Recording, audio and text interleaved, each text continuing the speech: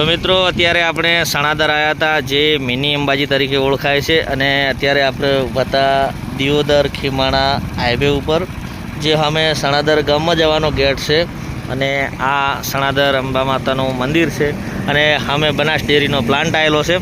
હવે આપણે જઈએ અંદર માતાજીના દર્શન કરવા માટે. તમને માતાજીના દર્શન કરાવું, ધણીધર ભગવાનનું મંદિર છે એના પણ દર્શન કરાવું. સરસ મજાની જગ્યા છે, બહુ મજા આવશે.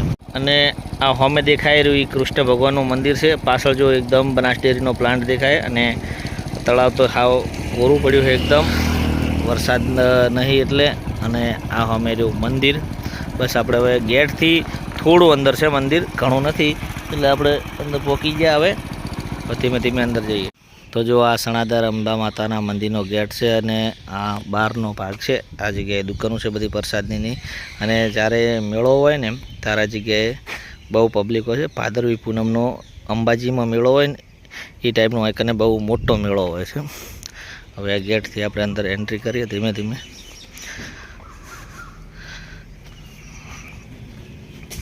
આપણે આ દિયોદર તાલુકાનું મિની અંબાજી કહેવાય છે. જો એના મસ્ત ગેટ છે, સરસ મજાના, બંને બાજુ મોટું ભવ્ય ગેટ છે. જો પહેલાં આ બનાસકાંઠામાં આવતું હતું, હવે વાવથરા જિલ્લામાં જતું રહ્યું.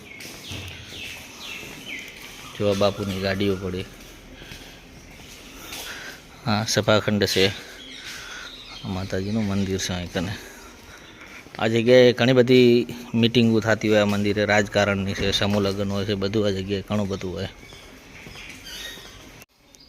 તો મિત્રો આપણે હવે અંબાજી માતાના દર્શન કરી નાખીએ. અંબાજી માતાની બે મૂર્તિઓ છે, એક નીચે છે અને એક તમે ઉપર જોઈ શકો છો. સરસ મજાનું મંદિર છે. આ બધું કાચનું કામકાજ કરેલું છે, એવું બધું અહીં કને કાચ ચડેલા છે આ બધા. અને સામે 108 દીવાની આરતી છે. પાછળ સરસ મજાનું ત્રિશૂળ છે, અને અહીં ઘણા બધા બીજા મંદિર છે. એ મંદિરના આપણે દર્શન કરવા. પેલું આપણે આખું મંદિર જોઈ નાખીએ.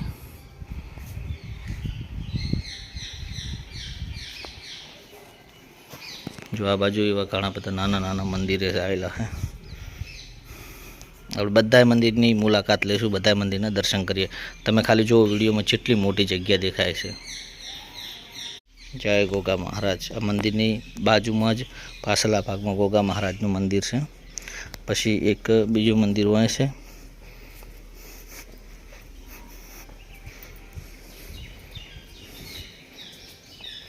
જય હનુમાન દાદા. હજી આગળ પણ મંદિર છે. આ જગ્યાએ બધા શ્રીફળ વધેરે છે હનુમાન દાદાનું. આ વિશ્વકર્મા ભગવાનનું મંદિર છે. જોઈએ, સરસ મજાનું મંદિર છે. જુઓ, જય વિશ્વકર્મા ભગવાન.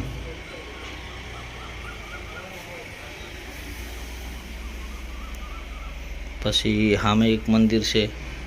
આ મંદિર છે, અને પેલું મંદિર અને ધણીધર ભગવાનનું મંદિર પેલી બાજુ છે. એ આ કરશનદાસ બાપુનું મંદિર છે, જે આ માતાજીના ભક્ત હતા અને સેવક હતા, જે દેવલોક પામ્યા. એના પછી આ જગ્યાએ બાપાનું મંદિર બનાવવામાં આવ્યું છે.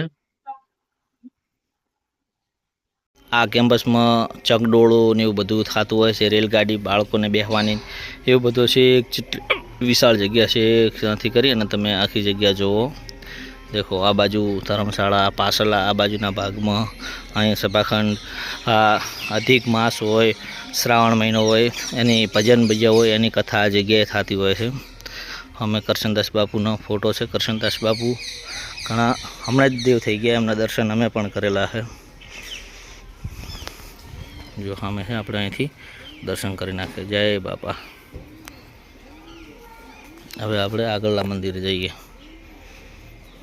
જો મિત્રો, એક આ મંદિર છે, લોક મારેલ છે, પણ આ નીચે ભોયરામાં મંદિર છે. જય મહાકાળીમાં. મહાકાળી માતાનું મંદિર છે.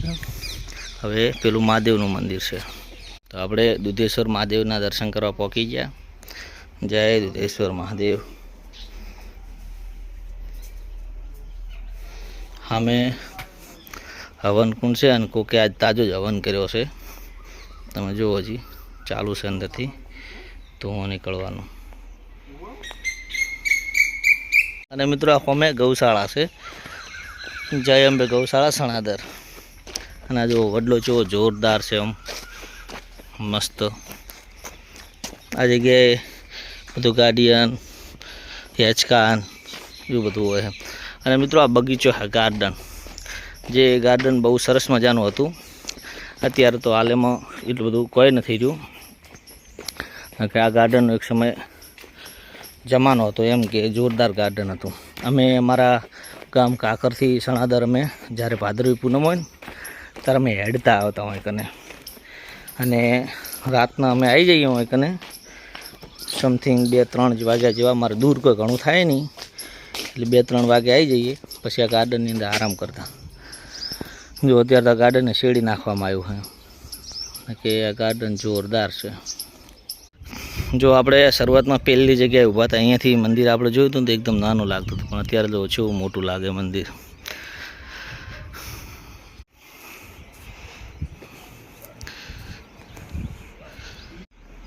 તો હવે આપણે ધણીધર ભગવાનના દર્શન કરી લઈએ.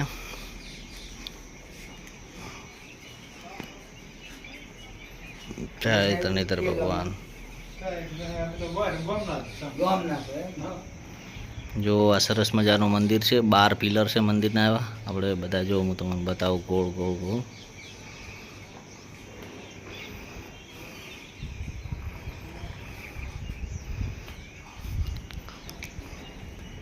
અને મંદિર બહુ ઊંચાણ ઉપર છે, તમે જુઓ. હવે કેટલું બધું નાચું તળાવ દેખાય છે. પહેલો અહીંયાથી આ અને આ હજુ ઊંચું, અને આ ચારે બાજુ મંદિર આવેલા છે બધા.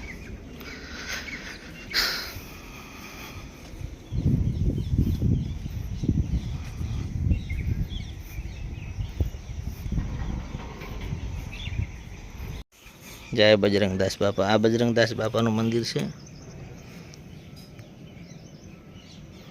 પછી અમે સાંઈ બાબા, બહુ સરસ મજાનું છે. અને આ બધું હવે આ ફેન્સિંગ કરેલ છે ને, એ ચારે બાજુ ફેન્સિંગ કરવાની છે, અને પેલા ભાગમાં બગીચો કરવાનો. જય સાંઈ બાબા.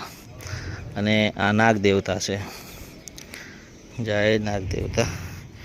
આ મંદિર જલારામ બાપા. જય જલારામ બાપા.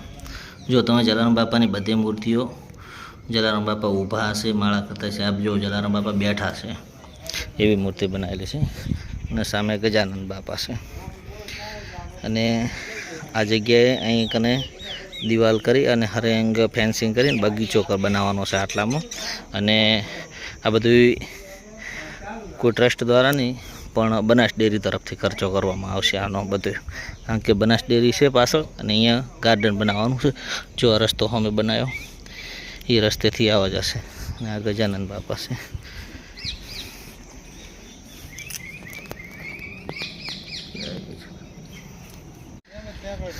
જો આ આમાં પ્લાન્ટ છે. આ અહીંયા કંથી આલા બધું સાફ સફાઈ કરવાની છે. હવે હું કને શું કોઈક બનાવશે ને હવે આ બધા બાવળિયા કાઢી નાખવાના, અને અહીંકને ફેન્સિંગ કરશે, અને ગાર્ડન બનાવવાનું છે. આ તળાવનું પણ કોઈક નવા જૂનું ડેવલપ થશે હવે. તો આપણે આ વિડીયો અહીં પૂરો કરીએ. મળીએ પછી એક નવા વિડીયોમાં, નવી જગ્યાએ, નવા મંદિરે. ત્યાં સુધી બધાને જય માતાજી.